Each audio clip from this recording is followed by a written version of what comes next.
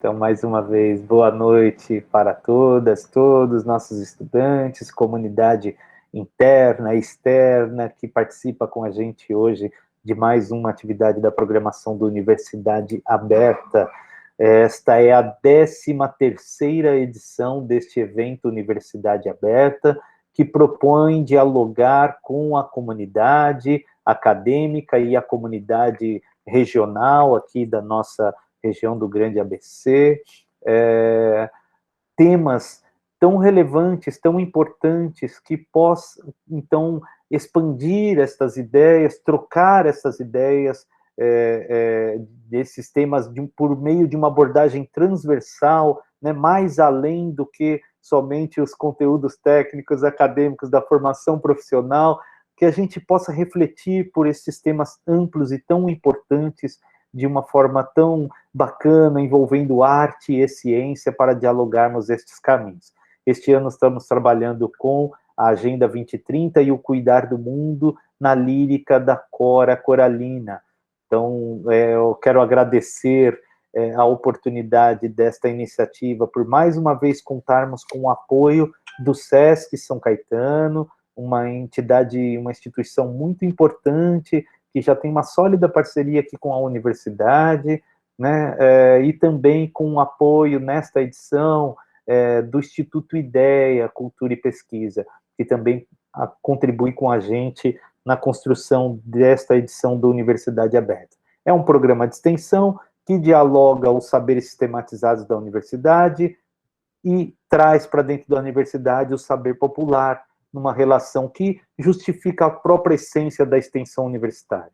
Então, é uma troca que iniciaremos agora, esta agenda, compondo aí a nossa programação, com alguns convidados que quero apresentar aqui para vocês, para dialogarmos, né, este terceiro eixo temático, que é a cooperação e a empatia, o cuidar do mundo, começando de dentro para fora, assim como ocorreu com a vida da Cora Coralina, né, ela mudou o seu meio, mudou o seu mundo, mudou o seu contexto pela sua forma de pensar, né, por um ativismo antes de existir esses termos, um feminismo antes de existir esses termos, ela já estava ali presente, mudando o seu contexto e a sua vida, né, de uma forma muito contributiva para todos nós, através de tudo que ela deixou de regalo.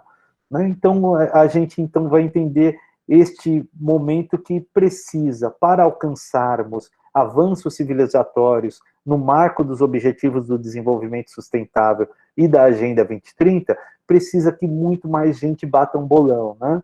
Mais do que governo, mais do que iniciativa privada, terceiro setor, há que existir cooperação e integração. E a gente quer, então, tentar trabalhar esses elementos do cuidar do mundo, né, por algumas perspectivas. E aí, então, tivemos uma mesa muito bacana hoje para trazer contribuições e dialogarmos sobre estes temas de uma forma aí, gostosa, sadia aqui entre vocês participantes. Então, quero apresentar em primeira mão a Bruna Angotti e a Regina Vieira, que são as idealizadoras do podcast Cuidar, Verbo Coletivo.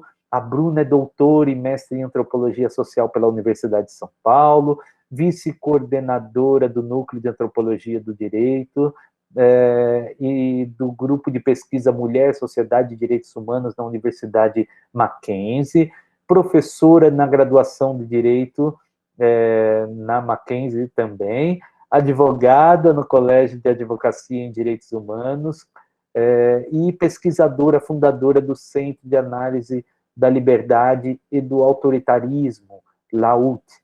A Regina Estela Correia Vieira, que também está aqui com a gente, que também é integrante aí, idealizadora deste Cuidar, Verbo Coletivo, é doutora e mestra em Direito pela Universidade de São Paulo, professora de Direito do Trabalho e da Seguridade Social da Universidade Federal de Pernambuco e do Programa de Pós-Graduação em Direitos Fundamentais da Universidade do Oeste de Santa Catarina, UNOESC. Integrante do Núcleo de Direito e Democracia do SEBRAP. E, na sequência da apresentação da Bruna e da Regina, Vamos contar com a apresentação aqui também e com a participação, que eu já agradeço de antemão aos nossos convidados, do professor Zisman Neyman, professor e pesquisador da Universidade Federal de São Paulo, Unifesp, coordenador da Cátedra Sustentabilidade e Visão de Futuro, membro da Comissão Municipal para os ODS de São Paulo, do Grupo de Trabalho da Sociedade Civil para a Agenda 2030 e do Fórum Brasileiro de Mudanças Climáticas. Então, nós temos aqui uma mesa muito qualificada e vamos, então, iniciar as nossas atividades. Nossos estudantes que aqui estão presentes, peço para vocês que contribuam, perguntem, dialoguem, interajam aqui através do chat, primeiramente, e depois das exposições, tanto da Bruna e da Regina, e depois da exposição do Zisman, nós abriremos para perguntas também por áudio, abrindo áudio, tá? Para aqueles que já forem levantando a mão aí na sequência, quiserem fazer as suas perguntas, tanto por áudio quanto por chat, nós compartilharemos aqui com os nossos convidados, ok?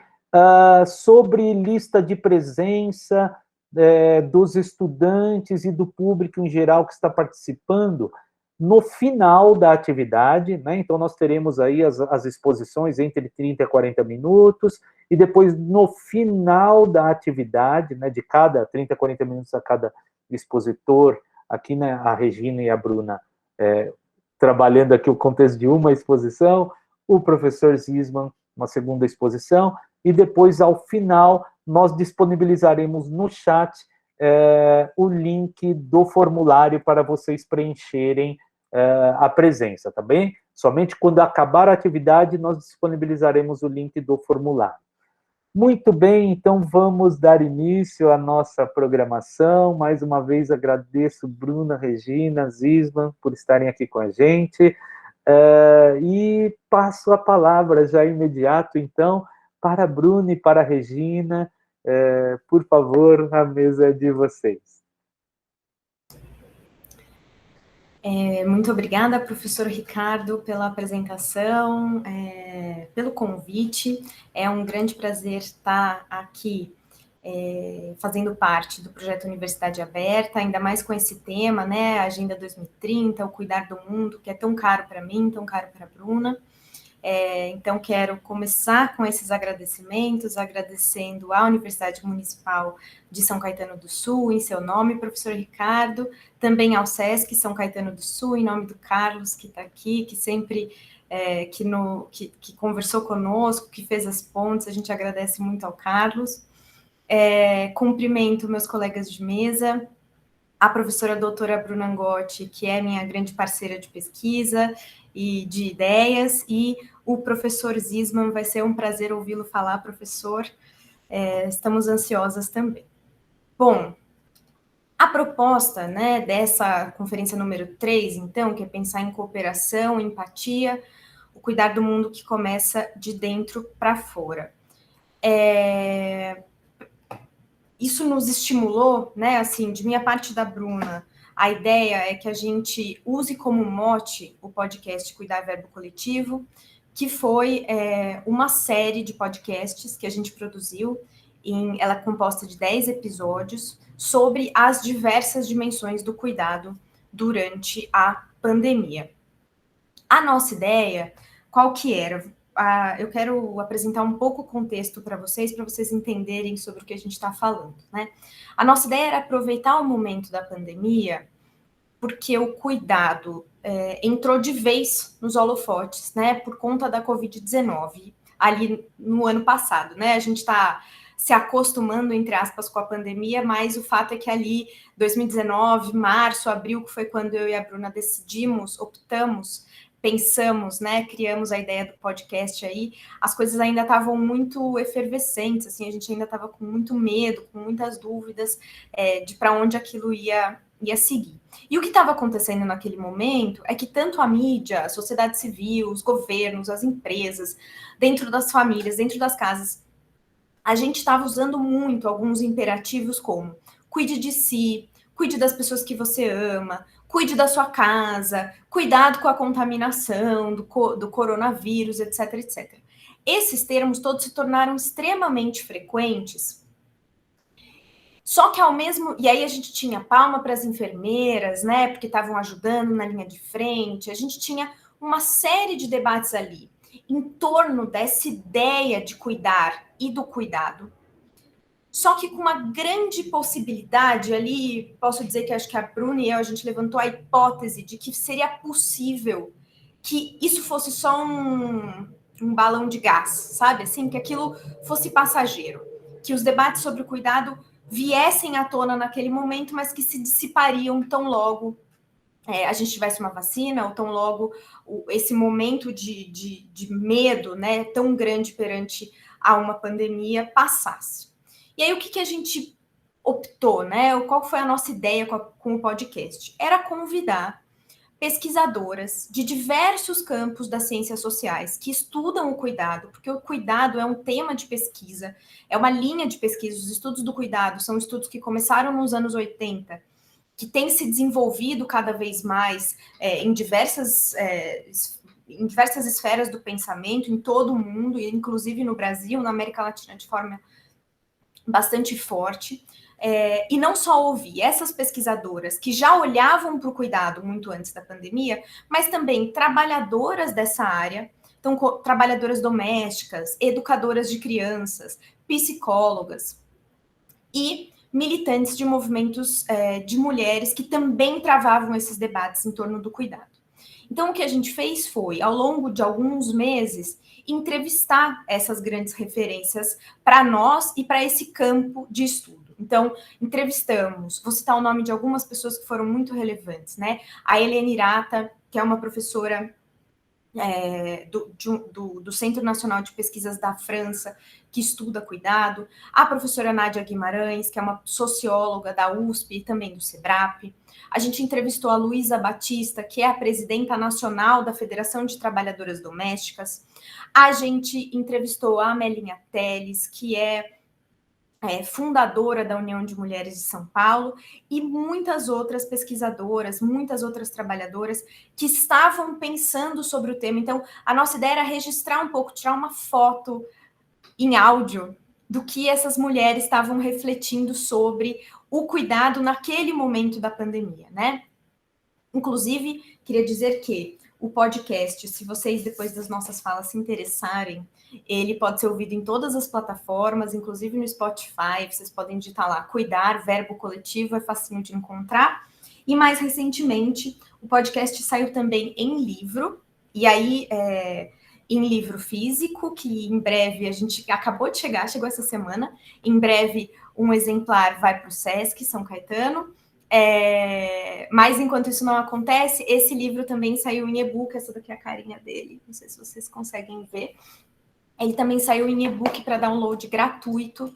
Então, para quem se interessar pelo tema, eu posso colocar no chat aqui e agora o link para o e-book. Mas não corram para lá, que eu ainda tenho muita coisa para contar, e a Bruna também. Então, o link está ali, o download é gratuito, porque a nossa ideia é que isso se espalhe. Mas se vocês tiverem preguiça de ler o livro, o podcast está lá também, dá para ouvir lavando louça, sabe? Assim, levando o cachorro para passear, super funciona também. E aí, a Bruna vai contar um pouco melhor sobre como foi essa experiência para nós duas, mas a nossa ideia aqui era apresentar um pouco mais esse campo de reflexões sobre o cuidado, para quem não conhece, né, se interessar e se aprofundar um pouco mais, inclusive, assim, acho que a ideia do podcast era muito essa, né, que era sobre isso. Caso mais alguém tivesse esse incômodo com esses tantos pedidos de cuidar, com esses tantos, né, com essas palmas na janela, que no final das contas, atualmente a gente está debatendo, né, que o projeto de lei para as enfermeiras terem um piso salarial, né, para que elas tenham salários mais dignos, redução de jornada, porque são trabalhos extremamente extenuantes, mas naquele momento ali as palmas eram foram palmas muito importantes, mas que não se refletiram em políticas públicas efetivas. Então, o podcast veio um pouco nesse sentido de que a gente conseguisse levar para um momento de tensão esses debates, não só via texto acadêmico, não só via artigo de jornal, mas também por meio dos áudios, né? E ouvir as pessoas é uma coisa muito especial.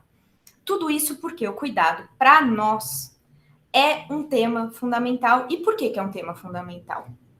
Porque não há vida sem cuidado.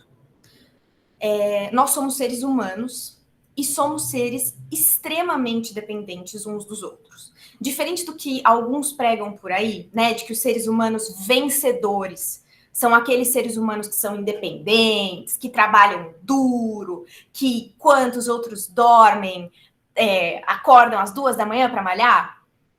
Tudo bem, faz parte de uma parte da vida desses seres humanos. Mas o fato é que todo mundo nasceu bem pequenininho.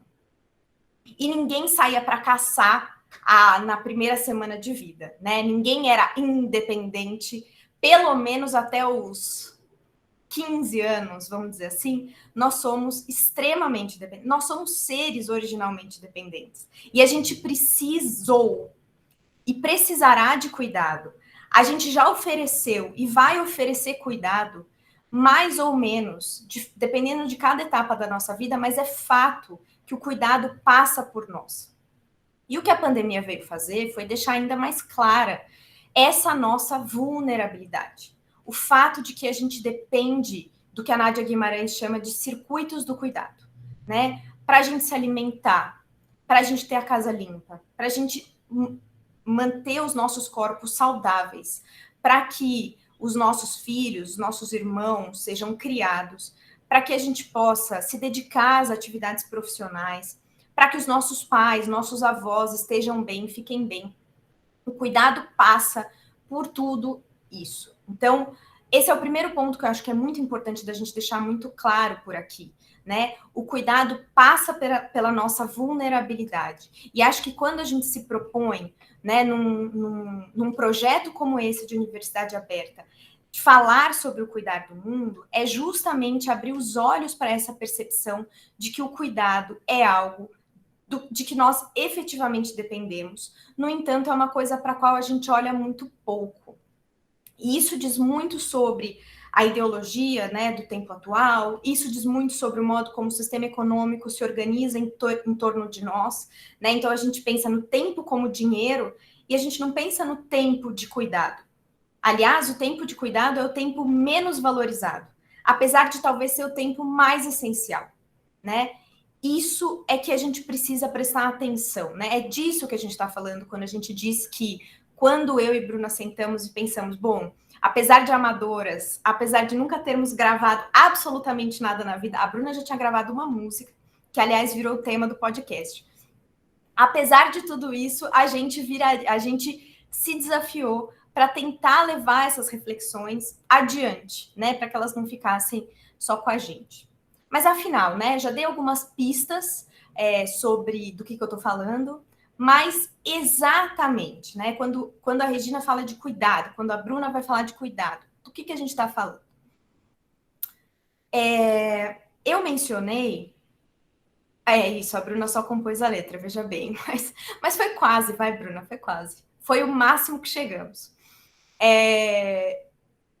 Quando, então, a gente fala de cuidado, do que a gente está falando? Eu mencionei que no podcast nós ouvimos movimentos, nós ouvimos algumas mulheres que integram movimentos feministas, movimentos de mulheres, né? Por quê? É importante dizer que essas teorias do cuidado, os estudos do cuidado, partem de uma construção histórica desses movimentos de mulheres e dos estudos feministas, que tem relação com o que a gente chama de divisão sexual do trabalho, dos debates sobre trabalho reprodutivo, sobre invisibilidade e desvalorização do trabalho doméstico, seja ele remunerado ou não. Essas são pautas do movimento feminista históricas, porque há muitos e muitos anos as mulheres estão batendo na tecla de que mulheres estão sobrecarregadas com esse tipo de tarefa, né? As mulheres executam trabalhos que nem mesmo são considerados trabalhos, né? Isso é uma coisa que já há décadas os movimentos de mulheres têm debatido, porque é muito evidente esse tipo, é muito evidente como isso de fato se extrapola e como isso de fato marca as relações sociais, né? Como de fato as mulheres são encarregadas, são responsabilizadas por grande parte do trabalho de cuidado, do trabalho doméstico, que a gente inclusive desvaloriza tanto que a gente chama de atividades de cuidado, que a gente chama de afeto, que a gente chama de obrigações das mães, né? Em compensação, quando o Rodrigo Hilbert diz que cuida das crianças e cozinha, ele é, meu Deus, o pai do ano, né? Já as mães não. Se as mães trabalham fora, elas são mães totalmente, como a gente vai dizer, relapsas, né? Enfim, a gente tem uma série de debates ali que foram postos em questão, que foram socialmente trazidos à tona pelos movimentos de mulheres e que estão no cerne dos estudos do cuidado, né?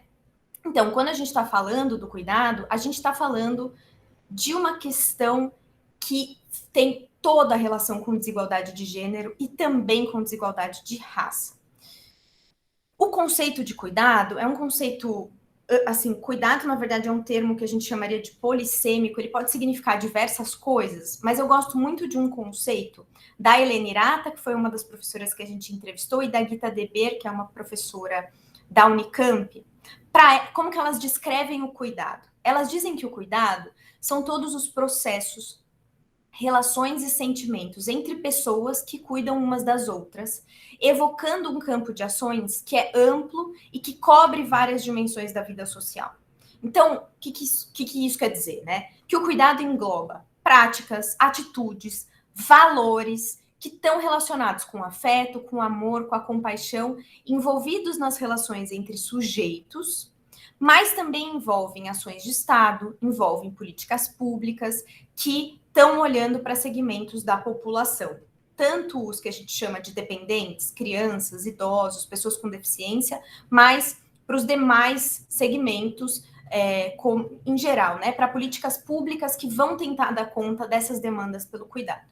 Então, quando eu falo de cuidado, eu estou pensando desde a relação que uma mãe tem com o seu filho, que pode envolver, que envolve amor, mas também muitas vezes envolve aflição, envolve medo, envolve cansaço. Também a relação de uma avó com o seu neto. Também a relação de uma vizinha com a outra, quando a vizinha precisa sair para fazer uma compra, quando a vizinha precisa trabalhar e deixa a criança com a outra vizinha. Envolve também trabalho de uma babá, porque a gente não está falando só do trabalho não remunerado, mas a gente está falando do trabalho remunerado de cuidado, de uma trabalhadora doméstica que limpa a sua casa, que faz comida, de uma cuidadora de idosos. A gente também está falando, quando eu digo, né, ofertas do Estado, né, serviços do Estado, a gente está falando de creches públicas, estamos falando de escolas infantis, né, estamos falando de serviços de limpeza domésticos prestados por empresas privadas também, ou lavanderias, ou restaurantes comunitários, enfim. Então, é toda essa gama de coisas que nos ajudam a pensar em como amparar essa dependência, essas vulnerabilidades dos seres humanos, né? E como eu adiantei, o X da questão do trabalho de cuidado hoje é que ele é extremamente desvalorizado, né? Isso tem relação com gênero e tem relação com raça. E mais, se a gente for pensar no tema da Agenda 2030, né, em tudo que a ONU nos propôs a pensar em termos de sustentabilidade, nesse campo tão amplo que ela fez de forma extremamente acertada, é interessante saber que muitas teorias que pensam o cuidado pensam também no meio ambiente.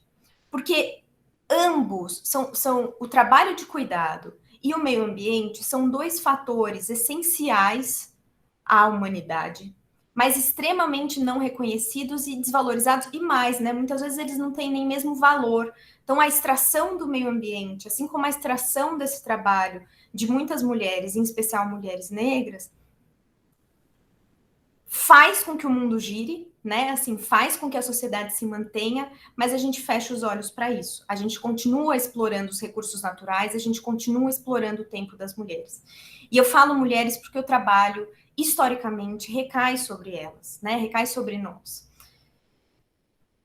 Para as mulheres, a gente já tem diversos dados no Brasil que são bastante interessantes, né? Mas é muito importante dizer que o cuidado precisa envolver escolha, né? Quando a gente fala sobre cuidado, a gente fala de uma coisa que pode ser muito boa, mas a gente também a gente fala de uma coisa que pode ser extremamente demandante e exploradora quando ela não é uma escolha. Então, o trabalho de cuidado é fundamental. Ele precisa ser reconhecido e ele precisa ser uma escolha. As mulheres precisam cada vez mais ter a capacidade de socializar esse trabalho, para que ele não fique só sobre determinadas mulheres. E cada vez mais, mulheres mais ricas conseguem delegar trabalhos para mulheres mais pobres. Essas mulheres acabam, e os filhos dessas mulheres, né? E as famílias dessas mulheres. Onde estão essas pessoas?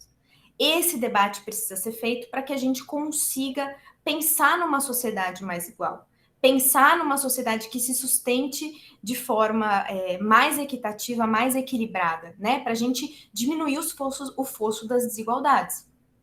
A gente tem dados no Brasil que revelam que mulheres mais pobres, a partir do segundo filho, que não têm acesso à creche, deixam seus empregos. Por quê? Porque cuidar exige muito trabalho, um trabalho não remunerado. E elas não conseguem deixar com ninguém. Se elas não têm creche pública, o que elas vão fazer com essas crianças? Então, a gente acaba mantendo muitas mulheres num ciclo de pobreza porque o tempo que elas têm precisa ser dedicado ao trabalho. Isso precisa ser muito refletido. Isso se assoberbou no isolamento social. A gente tem o tristíssimo exemplo da Mirtes e do menino Miguel, que foi aquela trabalhadora doméstica que, por falta de amparo estatal, de cuidado, né, no momento de pandemia, as escolas precisavam de fato ter fechadas, mas pela insensibilidade de determinados patrões, precisou levar a sua criança para o trabalho. E enquanto executava o trabalho, não pôde prestar o cuidado para o seu próprio filho e perdeu o seu filho, né? Eu acho que a Mirtes versus os patrões que exigiram o cuidado num momento tão delicado quanto o da pandemia mostram essa extrema desigualdade que precisa ser debatida quando a gente pensa no cuidado.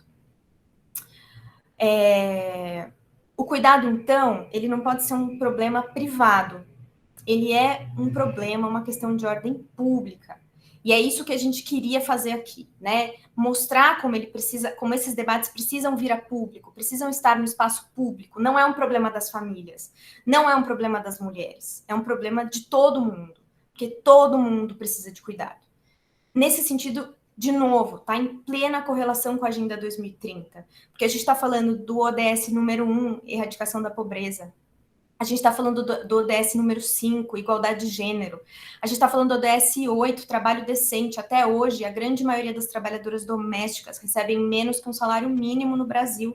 E elas estão cuidando das novas gerações, elas estão cuidando do nosso asseio, elas estão cuidando da nossa alimentação, da nossa saúde, no final das contas, né? Tudo isso precisa ser debatido urgentemente. E acho que era o que eu queria falar em resumo, assim, porque a gente não tem muito tempo. E deixar para que a Bruna continue essas reflexões que eu comecei por aqui. Bom, vocês me escutam bem?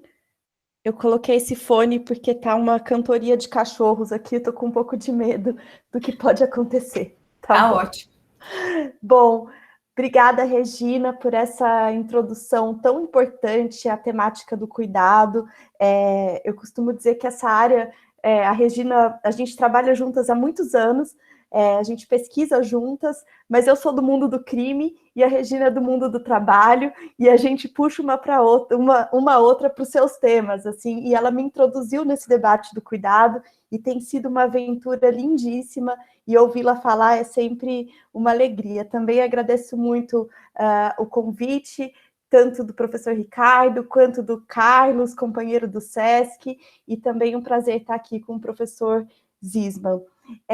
Eu optei hoje por complementar a fala da Regina, considerando o tema do evento, né? Cooperação e empatia, o cuidar do mundo começa de dentro para fora. Então, vou falar um pouquinho quanto essa experiência do podcast Cuidar Verbo Coletivo a partir de uma perspectiva que eu e a Regina, a gente pouco explorou nas nossas falas sobre o podcast até hoje, que é justamente a construção do podcast como um exercício de autocuidado nosso durante a pandemia. E também vou tratar um pouquinho da experiência do podcast enquanto forma de cuidado próximo, né, por meio da difusão do conhecimento num formato que permite que as pessoas escutem um conteúdo informativo em momentos de exercício de outras tarefas, né, principalmente durante a pandemia, com as jornadas triplas e quádruplas, né, sem tempo para leitura, sem tempo para autocuidado. A gente pensou que o podcast também pode ter servido um pouco como esse espaço de reflexão e alento nesses tempos.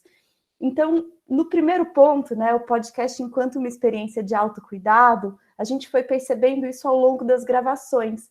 Então, enquanto a gente gravava as entrevistas, a gente terminava a entrevista e a gente ficava mais um tempinho as duas conversando e a gente falava, nossa, foi uma aula particular, a gente precisava dessa conversa, a gente chorou várias vezes durante as entrevistas, né? E a gente percebia, e não só a gente, mas as entrevistadas, né? As pessoas com quem a gente estava conversando, e a gente percebia o quanto conversar e falar sobre isso abertamente, tratar das temáticas do cuidado, né?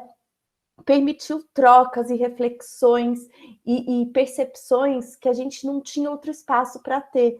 Então, as entrevistas, elas não eram ricas apenas pelo conteúdo, mas também elas foram riquíssimas para a gente, né? Que durante mais de uma hora a gente conseguia conversar sobre cuidado, suas múltiplas dimensões, com pessoas, né? Que ao mesmo tempo são grandes especialistas no tema e que mesmo sem saber nos acolhiam nas suas falas. Então foi uma experiência de autocuidado muito potente, né? Então ali naquele espaço, o verbo cuidar não era dito dessa forma genérica que a Regina comentou, que a gente ouvia na TV, nas ruas, né, nas conversas, mas vinha repleto de significados, de exemplos, de conhecimento, de problematizações.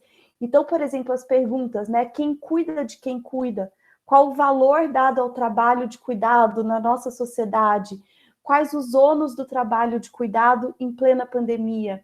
Né? Essas questões que nos angustiavam também angustiavam nossas interlocutoras, nossas entrevistadas, que refletiam de forma aprofundada sobre elas, apesar da dureza do tema e, né, apesar do momento em que a gente vivia. Então, a gente percebeu que falar sobre cuidado, não apenas nessa casca, mas numa dimensão acadêmica, política, nos trazia um fortalecimento para as nossas reflexões e era ali um momento de alento para a gente pensar em outro mundo possível, em outras saídas para esses tempos e para outros tempos. Então, eu acho que é importante a gente ressaltar essa experiência, uma vez que a gente conseguiu reunir um grupo tão qualificado de pessoas que se dedicam a praticar e pensar o cuidado, né? E isso nos ficou muito evidente, o quanto essas pessoas também estavam felizes e aproveitando esse tempo da entrevista. Então, no começo a gente falava assim,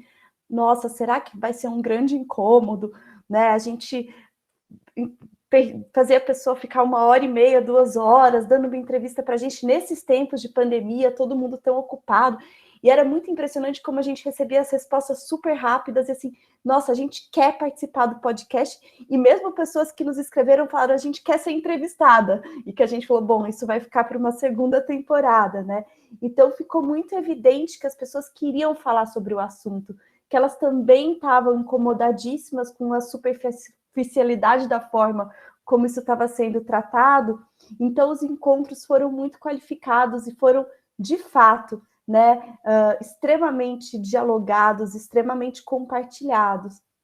Então, eu acho que na nossa melhor expectativa, a gente esperava fazer debates teóricos e registrar realidades de pessoas que atuavam diretamente com cuidado, mas na realidade, né, esses meses de produção, gravação, edição e publicação dos episódios trouxeram pensamentos teórico-analíticos para além do escopo que a gente pensou inicialmente, e a gente pôde perceber ao longo do tempo uma verdadeira forma de autocuidado nesses encontros, né? E aí, quando a gente estava discutindo sobre a aula de hoje, a conversa de hoje, pensando, né, o cuidar do mundo começa de dentro para fora, foi impossível a gente não pensar na potência dessa experiência de produzir o podcast como uma experiência de autocuidado.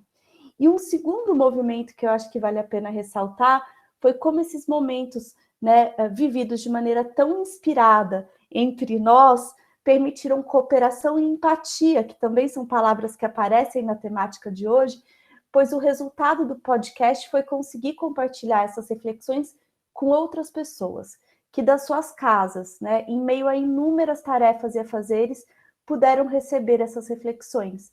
A gente pôde compartilhar com ouvintes nas mais variadas localidades, possibilitando que essas aulas se perpetuassem para audiências que dificilmente ouviriam, dentro de um mesmo contexto, esse mosaico de perspectivas sobre o cuidado.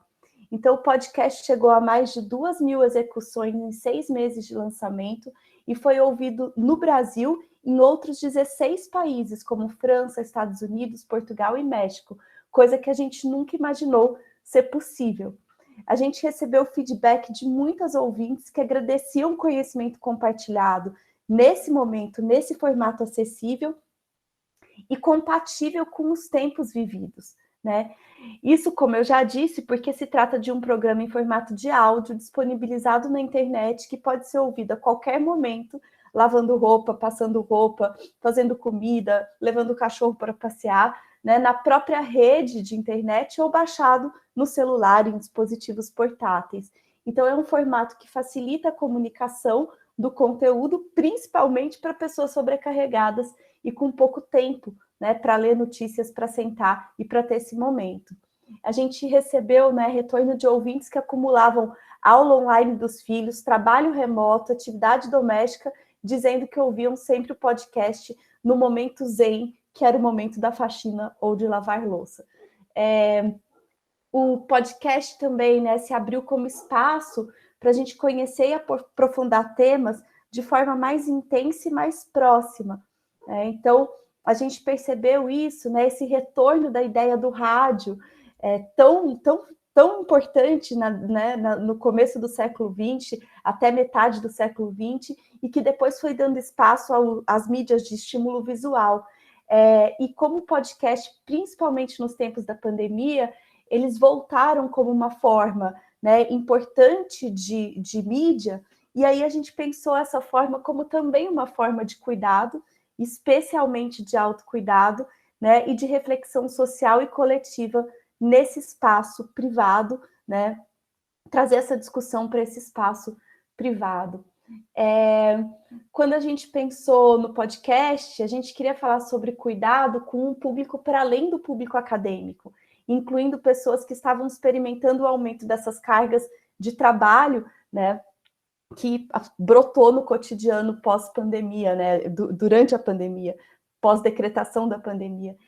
E a gente queria muito conseguir agrupar entrevistas com pessoas de outras áreas, de outras práticas, de outros fazeres, e foi muito isso que a gente fez, né, conjugar acadêmicas com militantes, com pessoas que estão com a mão na massa, pessoas que estavam na linha de frente, professoras de escola. Então, esse mosaico, né, do qual eu falei, a gente acha que ele deu muito certo, né? Ao todo, a gente realizou 15 horas de entrevistas brutas, que se transformaram em 10 episódios do podcast, e eu acho que a gente priorizou muito a presença de mulheres, né? A gente teve uma maioria de mulheres, um cuidado importante para a representatividade racial dentre essas pessoas entrevistadas, e a gente pode dizer que o registro dessas falas foi de grande importância para a pluralidade de visão, né, e para nos dar um panorama amplo dos debates relacionados ao cuidado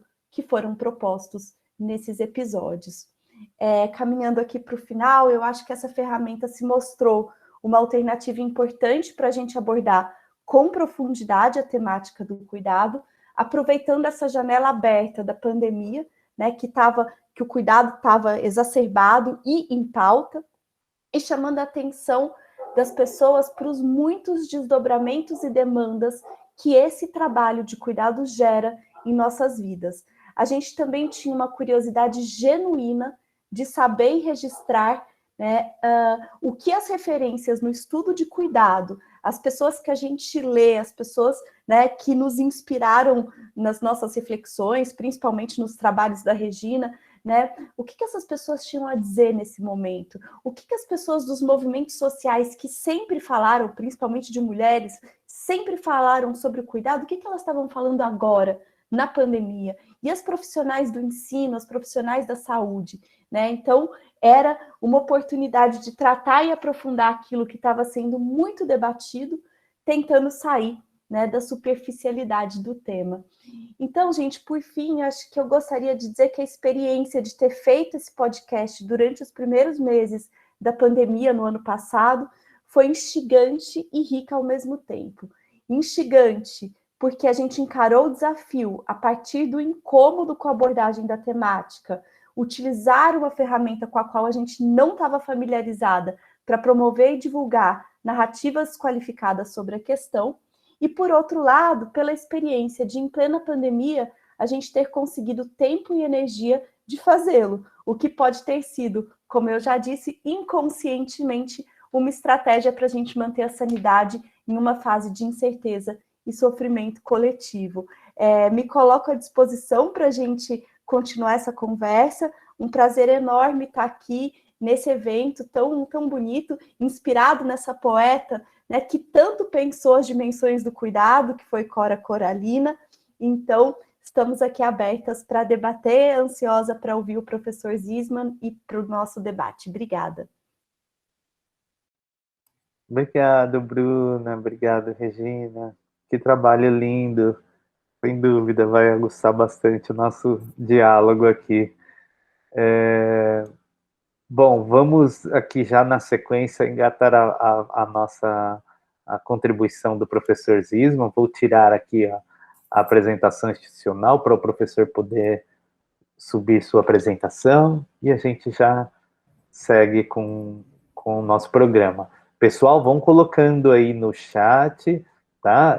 Quaisquer contribuições, observações, impressões do que a gente está presenciando aqui, tá bom?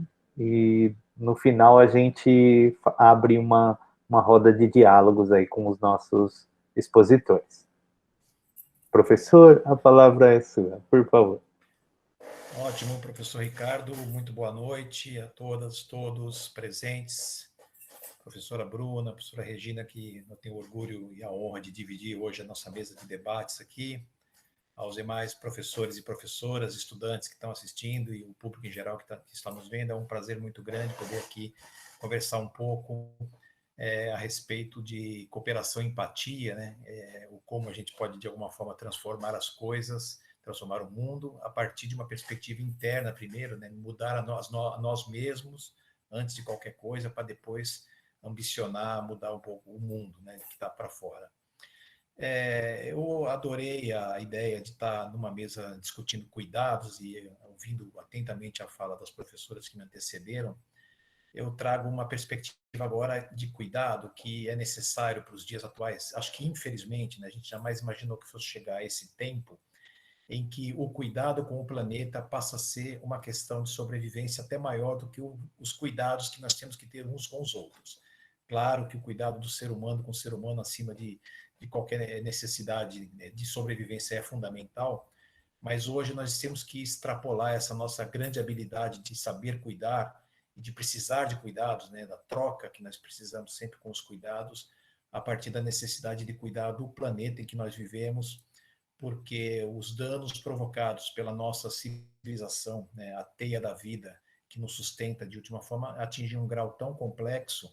Se nós não estivermos atentos de como mudar essa realidade, nós corremos sérios riscos de nem com os maiores cuidados que podemos ter uns com os outros, a nossa espécie sobreviver e as demais espécies que dependem um pouco do equilíbrio ecológico do planeta, né? E é nessa perspectiva que eu sou de uma geração, estou há 40 anos no ambientalismo, na verdade 39, quase completando 40 o ano que vem. Eu sou de uma geração que começou a perceber isso, né, lá dos primórdios. Claro que a gente teve muita gente que pensou nisso antes da gente, mas fomos a geração que herdou aí o grande alerta, né? Acho que nos anos 70 para 80, que o grande alerta sobre as questões climáticas e os problemas ambientais realmente saltaram aos olhos os diálogos internacionais, o grande debate do público de maneira geral, a mídia dando uma certa atenção.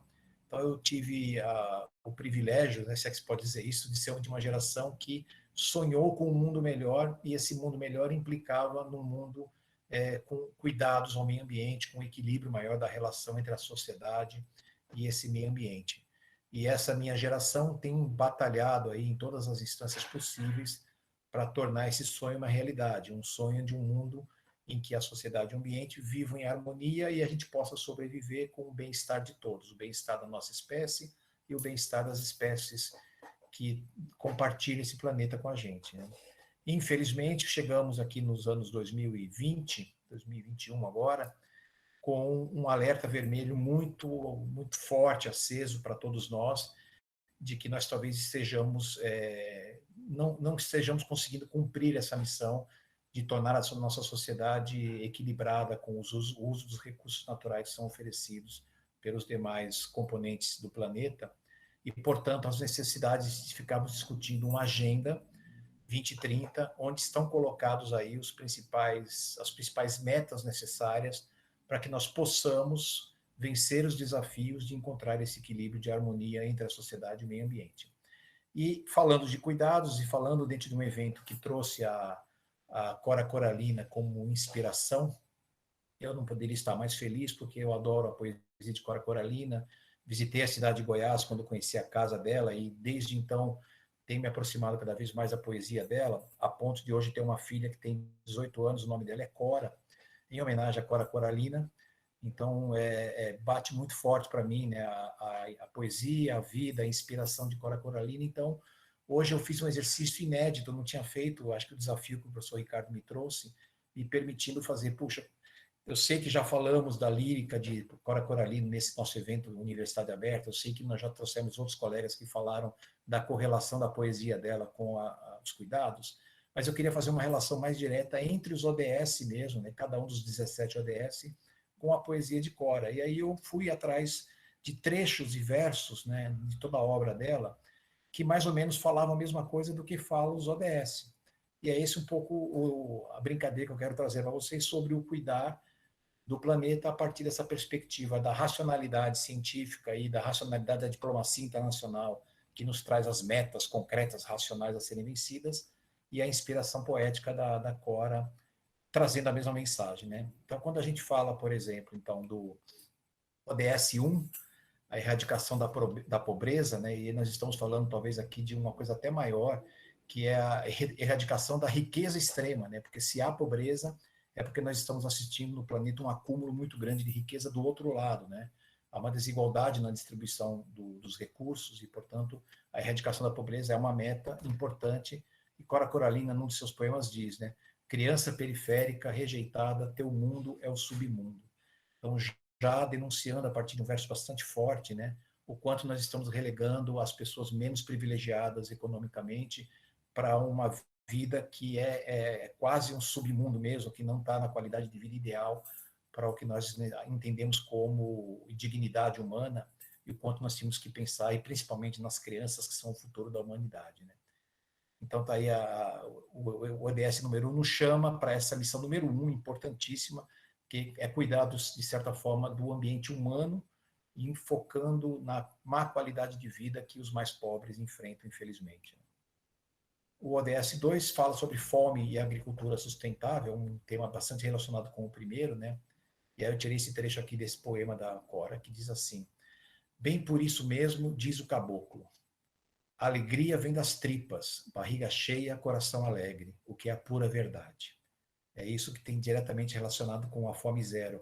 E, com a agricultura sustentável, a ti, ó lavrador, tudo quanto é meu, teu arado, tua foice e teu machado, o berço pequenino do teu filho, o algodão de tua veste e o pão de tua casa. O quanto nós dependemos da produção, da agricultura, né, das espécies que alimentam a humanidade, que nos dão o conforto da roupa, que nos dão o alimento de todos os tipos, enfim. A necessidade que nós temos de um equilíbrio maior e fazer a agricultura que nós já fazíamos antes, que sempre foi sustentável ao longo da história da humanidade, mas que recentemente tem deixado de lado essa sustentabilidade, usando práticas e substâncias inadequadas, insustentáveis, que acabam envenenando a natureza, o planeta, e a gente precisa mudar essas práticas, né? O ODS 3, aí sim, diretamente a questão de saúde e bem-estar em tempos de pandemia, não poderíamos deixar de falar sobre saúde e bem-estar humano, né? E eu achei esse trechinho que diz assim, não podemos acrescentar dias à nossa vida, mas podemos acrescentar vida aos nossos dias, que é o conceito direto de bem-estar, né? O quanto que nós não precisamos de vidas mais longas, mas precisamos de vidas melhores. E ao falar dos ODS, nós estamos, de alguma forma, tentando construir um mundo em que a vida das pessoas possa ser melhor a cada dia, né? E não necessariamente só uma vida longa, mas uma vida de sofrimento, né? Não basta uma vida longa, tem que ser uma vida longa e boa. E a saúde e o bem-estar são fundamentais nessa realidade. Bom, da educação, a Cora Coralina tem vários trechos e fala do papel do professor, a importância, e o mais clássico delas é sempre esse que todo mundo lembra, né? Feliz aquele que transfere o que sabe e aprende o que ensina. É a mensagem da poetisa para a gente aqui, de alguma forma, pensar o quanto cada um de nós é educador, o quanto cada um de nós tem um papel na formação das gerações que estão chegando, os mais jovens, e o quanto agora, no papel de educadores ambientais, nós temos que trazer uma mensagem nova para essas gerações que estão chegando, que é o cuidado com o planeta, o cuidado com o ser humano. E a educação sendo o meio, né, com que a gente consegue fazer isso. O ODS 5, igualdade de gênero, né? E aqui, claro, o ODS fala entre as questões de preconceitos entre os dois gêneros principais, o homem e a mulher, mas a gente gostaria muito que essa igualdade de gênero fosse para todos os gêneros, né, que existem atualmente, ou que as pessoas se identificam atualmente. E aqui um pequeno trecho, né, que eu identifiquei da Cora, que é muito interessante, que diz assim, ó, que pretendes, mulher? Independência, igualdade de condições, empregos fora do lar? É superior àqueles que procuras imitar. Tens o dom divino de ser mãe, em ti está presente a humanidade. Claro que a Cora vive num tempo em que a mulher não tinha outra possibilidade de não ser trabalhar no lar, e ela chama atenção se você quer um emprego fora do lar, mas não é só isso que você tem que querer. Você não quer só igualdade de fazer o trabalho que os homens fazem, mas você pode fazer melhores e diferente, porque a diversidade entre os gêneros também tem que ser respeitada, é igualdade dentro da diversidade. Então, os papéis podem ser diferentes, mas o respeito a ambos os gêneros tem que ser iguais. Então, esse trecho lembra bastante isso, né? Temos um dom diferente, não menos importante, nem mais importante, mas diferente, e essa diversidade tem que ser respeitada. Água potável e saneamento, ODS 6, né? Meu verso é água corrente, é tronco, é fronde, é folha, é semente, é vida. Sem água, não há cuidado que resista, né? A água é a fonte da vida, e nós estamos maltratando demais. A nossa crise hídrica é um sinônimo disso, de que as coisas estão indo muito mal, e nós precisamos repensar o nosso cuidado com as fontes de água, com as nascentes, com as matas que protegem essas nascentes. Então, ter qualidade de água é fundamental para ter qualidade de vida.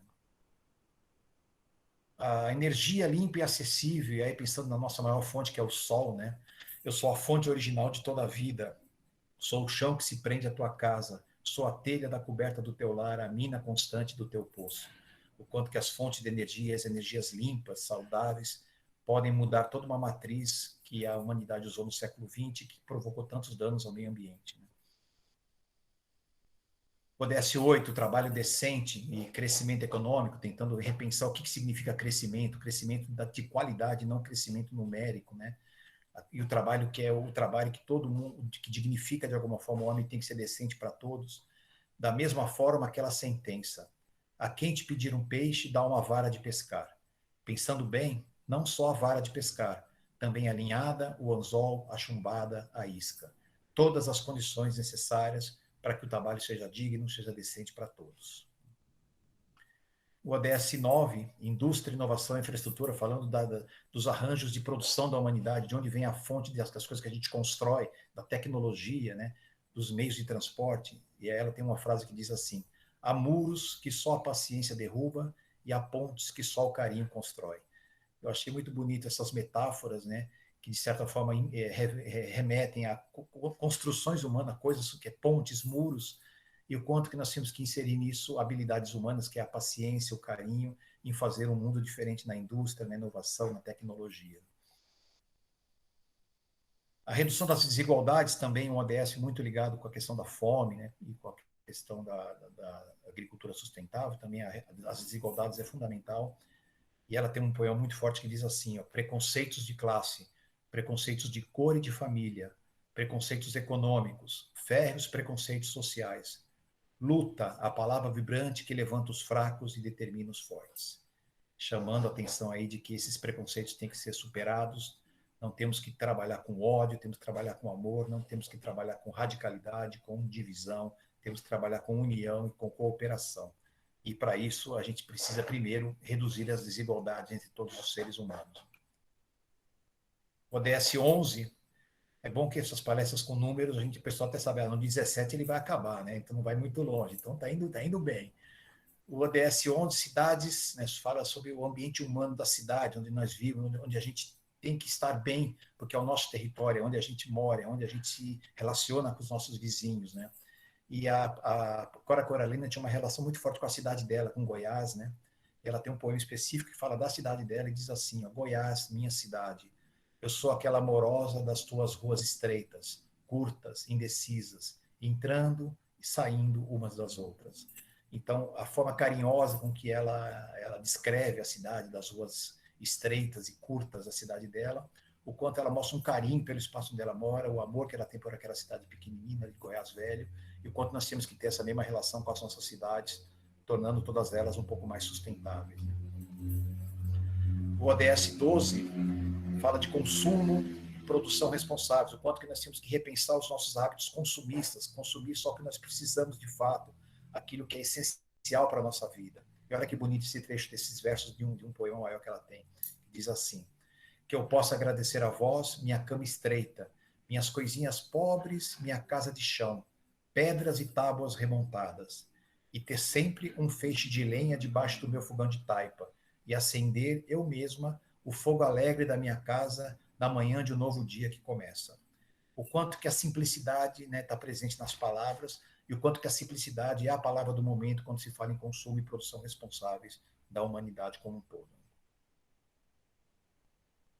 O 13º ODS é a questão da mudança do clima, né? Um tema que quase engloba todos os demais, um problema bastante complexo, com várias dimensões, e a questão das queimadas que nós temos assistido nos noticiários recentes apontam, né, o quanto que nós estamos emitindo de gases na atmosfera, o uso de combustíveis fósseis, e o quanto que isso precisa realmente mudar na matriz energética, isso nos nossos hábitos de maneira geral. Ela tem um poema que diz assim, ó, eu sou a dureza desses morros revestidos, enflorados, lascados a machado, lanhados, lacerados, queimados pelo fogo, pastados, calcinados e renascidos.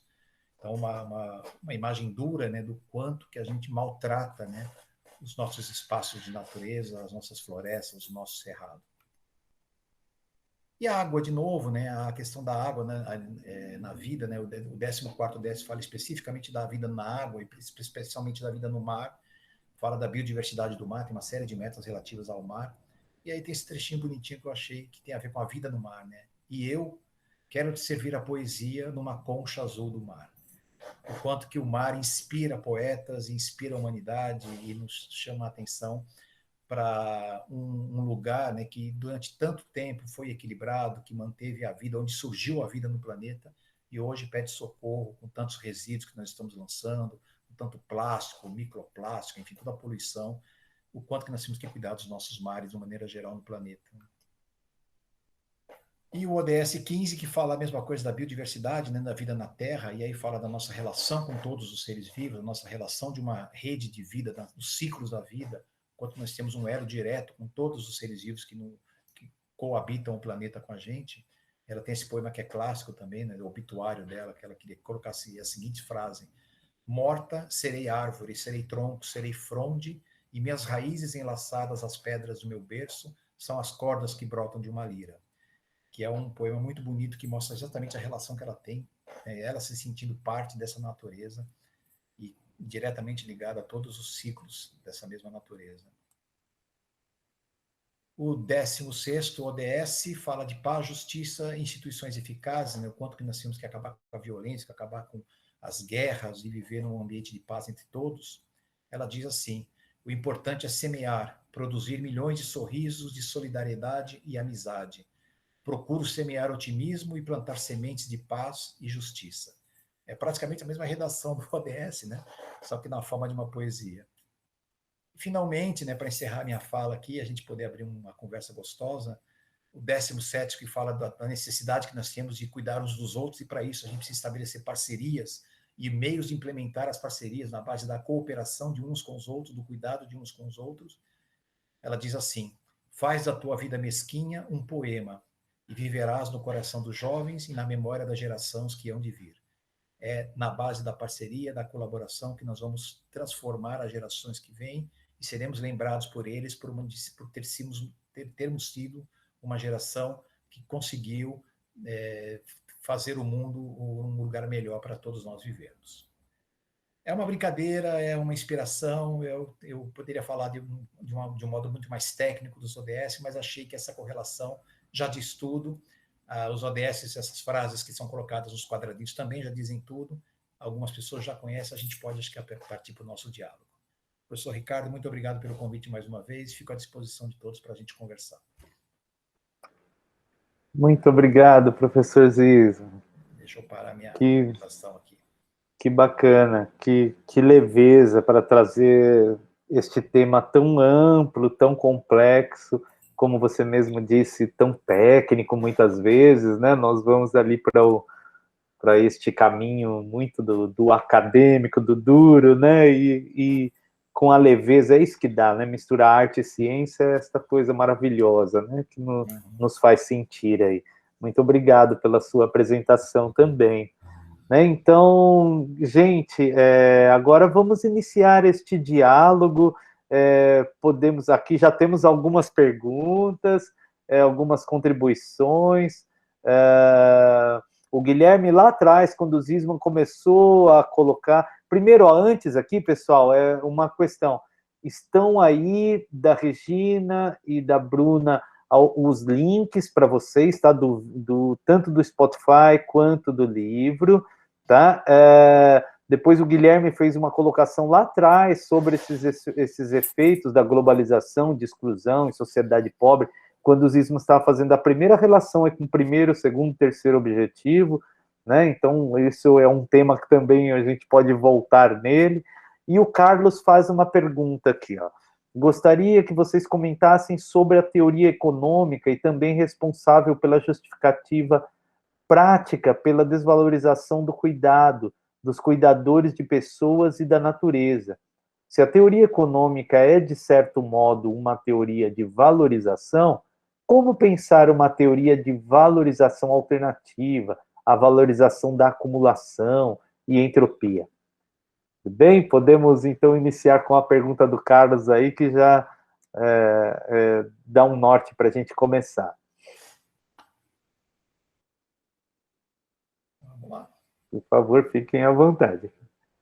Eu acho que começa com a questão do cuidado, né? E eu acho interessante, talvez, as professoras falarem antes, eu complemento, a gente vai batendo um papo aí, né?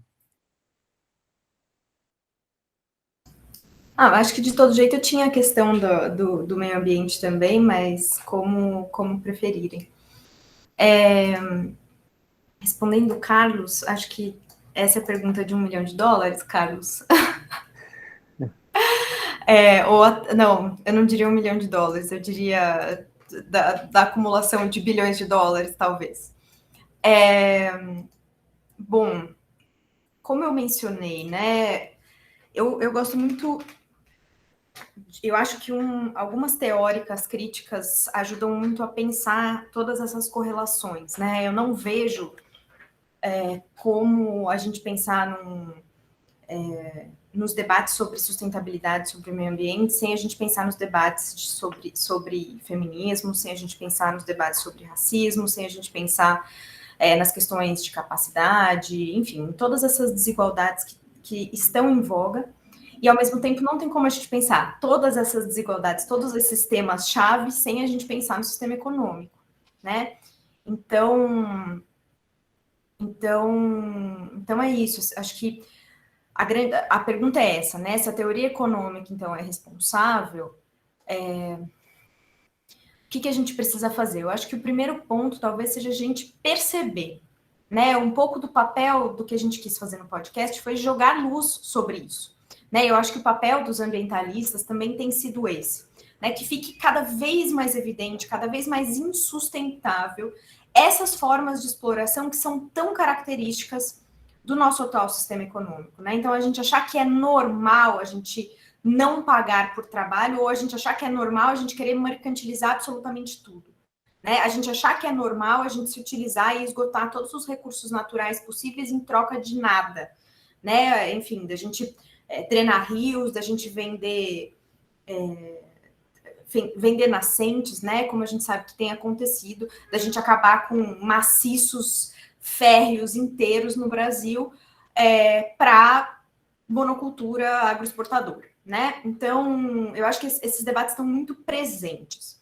E aí, então, passo número 1 é essa compreensão, enxergar, jogar luz sobre isso. A mesma coisa para o trabalho das mulheres, né? Quando a gente fala sobre autonomia, quando a gente fala sobre igualdade, é muito importante que a gente fale sobre escolhas. A gente está falando de democracia também. Então, o debate democrático é fundamental de ser feito quando a gente fala isso, porque todas esses pontos, gênero, raça, debates ambientais, questões indígenas, tudo isso passa pela nossa capacidade de pleitear perante o espaço público, né? Tudo isso passa pela nossa capacidade de representação, de não estarmos à margem. Então, a democracia também é fundamental. E essa democracia, seja no âmbito público, seja no âmbito privado. A gente garantir liberdades mínimas para as pessoas. A gente está debatendo direitos complexos, né? Eu sou professora de direito, então, se a gente fosse pensar em termos de dimensões dos direitos humanos, a gente já está falando lá da terceira dimensão, né? Os direitos dos povos, os direitos a esse meio ambiente equilibrado, mas eu estou falando também de liberdades. Porque se a gente não garante igualdade, liberdade, direitos civis básicos, inclusive para as pessoas escolherem o que lhes é atribuído, né? A gente não consegue essa democracia. Então, enquanto a gente continuar considerando que papéis de homens e mulheres são estritos, são restritos, e eu não falo só valorizar ou desvalorizar, mas eu estou dizendo que as pessoas possam escolher, que as pessoas tenham autonomia para... que as mulheres, em especial, tenham autonomia para serem mães ou não, e não serem questionadas por isso, para as mulheres usarem a roupa que quiser ou não, e não serem questionadas por isso, para as mulheres dizerem que querem sim exercer o cuidado ou não, e para a gente, inclusive, debater essas questões e no espaço público, porque a gente... O cuidado precisa ser valorizado, mas ele precisa ser entendido como uma pauta pública, como eu já falei, e como uma questão que gera sofrimento também, né? Então, a gente precisa pensar em todas essas coisas, não é só dizer, ai, olha só que bonito esse papel, ai, olha só que incrível esse dom feminino. Não é um dom feminino, somos todos seres humanos, seres socialmente localizados no tempo e no espaço. A gente é uma construção social. Sendo uma construção social que todos os seres tenham autonomia para dizer o que pretendem da sua vida e sejam valorizados nisso. Para que isso aconteça, para que a gente consiga enxergar o meio ambiente, para que a gente consiga enxergar as mulheres negras, os povos indígenas, a gente precisa de redistribuição, a gente precisa de reconhecimento e a gente precisa de representação. Acho que esses são os passos para que a gente consiga fazer esse debate de forma limpa, para que a gente consiga colocar todas as cartas na mesa, entender todos os lados, né, e recomeçar. A gente vai precisar reconstruir. Se vai ser do zero ou não, aí cada um decide, enfim, o que apostar. Mas eu acho que essa percepção número 1 de que a forma como o sistema se organiza hoje é muito problemático. É problemático para o meio ambiente, é problemático porque a água está acabando, é problemático porque em São Paulo faz 3 dias que a gente respira fumaça, é problemático porque as mulheres não aguentam mais, é problemático porque mais da metade da população brasileira está passando fome em 2021. Todas essas coisas precisam ser pensadas, e só poderão ser pensadas se a gente pensar nessa justiça de forma ampla, se a gente pensar em como redistribuir renda, em como reconhecer esses pleitos de todos como legítimo e em como não deixar ninguém à margem a ponto de nem mesmo ter voz. E hoje em dia a gente tem visto muita gente sem voz, a gente tem visto muita gente com fome, a gente tem visto muitas muitas identidades serem desvalorizadas, serem violentadas e serem mortas por ausência de voz. Então, tentando responder sua pergunta, eu penso em tudo isso, veja só, que coisa tensa. Bom, complementando a Regina, recentemente vou... Você fechou o microfone. Você abriu e fechou agora. Abri e fechei. Bom, recentemente a ONU Mulheres fez um teste, coloquei aqui no chat para vocês, para você medir a quantidade de trabalho não remunerado que você exerce por dia. E esse teste é muito interessante porque ele te dá o resultado em anos. Quantos anos da sua vida você passou ou passará, né, pensando na expectativa de vida, fazendo trabalho não remunerado, né? Então, assim, é muito interessante porque eu, por exemplo, que faço pouco trabalho de cuidado, não tenho filhos, né, não tenho essas sobrecargas, eu vou passar 5 anos fazendo trabalho de cuidado. Imagina as mulheres, né, que cuidam dos filhos, da casa, etc, etc. Então, é interessante pensar, né, recentemente a Argentina aprovou uma lei que permite com que mulheres que exerçam trabalhos domésticos sejam consideradas profissionais, trabalhadoras e recebam por isso. Isso movimenta a economia, né, Carlos? Isso é uma economia feminista, a gente pode pensar nesses termos, né? E é muito fundamental. Então, só complementando o que a Regina trouxe, são políticas como essas, né, que são capazes também de reconhecer esse trabalho do cuidado que é absolutamente invisível, mas que, quando visibilizado, ele compõe parte fundamental das vidas das pessoas e da força de trabalho. E é o trabalho reprodutivo, né, que o velho Marx já dizia, né, o trabalho produtivo versus o trabalho reprodutivo. O trabalho reprodutivo faz a vida acontecer, mas não é remunerado. O trabalho produtivo ele é remunerado, né? Ele é visível, né? E ele é aquele que, em diferentes proporções, é valorizado. Claro, né? A gente tem uma desvalorização do trabalho produtivo da base importantíssima que não pode ser desconsiderada, mas o trabalho reprodutivo é ainda mais desconsiderado do que esse, né? Porque não é remunerado. Então, acho que são várias questões para serem abordadas aqui. E que tem muito a ver com esses objetivos, né, que o professor Zisman apontou aqui, né, que a gente está debatendo aqui hoje. Legal, acho que agora é a minha vez, né? Então, na sequência aqui, eu estou de novo vendo as perguntas, o Carlos, Guilherme, depois ainda tem a Gabriele, que também botou uma pergunta com relação aos incêndios. Eu vou responder uma coisa que acho que pega um pouco a resposta de todo mundo, tem a ver aí com valorização, né, essas coisas da economia, teoria econômica, né, como você coloca, acumulação, entropia, e tem a ver com o mundo globalizado, que o Guilherme aponta, tem a ver com os incêndios, que a Gabriele aponta, e mais outros colegas que estão falando aqui embaixo, né, Guilherme de novo. Eu entendo o seguinte, nós temos sempre dois jeitos de olhar para o mundo, né, ou a gente é pessimista ou a gente é otimista, né, a Cora Coralina era craque nisso, né? Ela sempre trazia uma perspectiva otimista, apesar de ter tido uma vida muito dura, muito difícil, e ter tido que encontrar o espaço dela como mulher, numa sociedade muito mais machista do que a de hoje, e ter batalhado em termos de trabalho, ter virado doceira, enfim, e ter escrito seu primeiro livro já com uma idade avançada, assim, é uma batalhadora, e sempre tinha na sua poesia uma perspectiva otimista.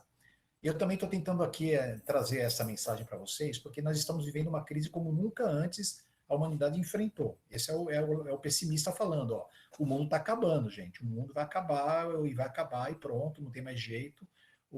As indústrias transnacionais, aí está sendo colocado multinacionais, estão acabando com o mundo, estão queimando o Parque do Juqueri, enfim, está tudo uma desgraça, né? Mas tem outro lado, que é o lado otimista da coisa. Toda crise sempre traz oportunidades.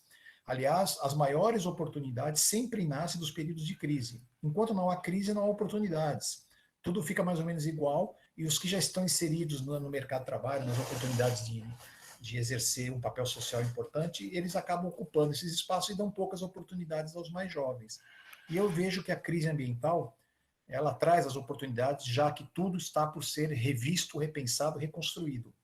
Quando a gente olha para os 17 ODS, e dentro deles as 169 metas que a humanidade está se colocando para si mesma até 2030 e depois até 2050, nós temos ali quase que um cardápio completo das novas oportunidades de emprego, de geração de renda, de transformação do mundo e ocupação da juventude e mesmo dos não tão jovens assim, dentro do seu papel social, desse papel no trabalho. As cadeias produtivas sustentáveis, sejam elas com os cuidados do ser humano com o ser humano, que fazem parte dessa mesma lógica, nós estamos falando da dimensão social, né, da sustentabilidade, seja a questão da produção, de maneira mais direta, produção agrícola, produção de tecnologia, que é a vertente da dimensão econômica, e os cuidados com a natureza, a recomposição de áreas degradadas, o replantio de florestas, o cuidado com o tratamento da água, enfim, que é a vertente da dimensão ambiental. Tudo isso são oportunidades para a juventude, para as novas gerações que estão chegando, para fazer a transformação necessária. Se você pegar cada uma das 169 metas e perceber, deixa eu ver onde eu posso trabalhar no futuro, onde eu posso atuar como um agente social, onde eu posso fazer a transformação, é só escolher uma dessas metas que a oportunidade está colocada. E essa oportunidade implica em mudar a relação do mundo globalizado com o individualismo, com as fronteiras, com os muros, com as guerras, implica em você cuidar melhor do ser humano, implica em você recuperar a natureza, implica em você pensar uma nova economia que seja mais inclusiva, implica em você pensar em estratégia de redistribuição de renda, implica numa cultura, num bem-estar, enfim, nas tradições dos povos ancestrais. Tudo isso são oportunidades de trabalho e de inserção social que estão colocadas a partir da crise ambiental. Então, temos que, claro, estar preocupados, não estou querendo ser aqui poliana e achar que o mundo está tudo ótimo, mas se a gente virar um pouco essa chave e encarar tudo isso como uma oportunidade, nós temos talvez um caminho bem concreto de atuação que a gente pode fazer a transformação necessária para o mundo ficar melhor.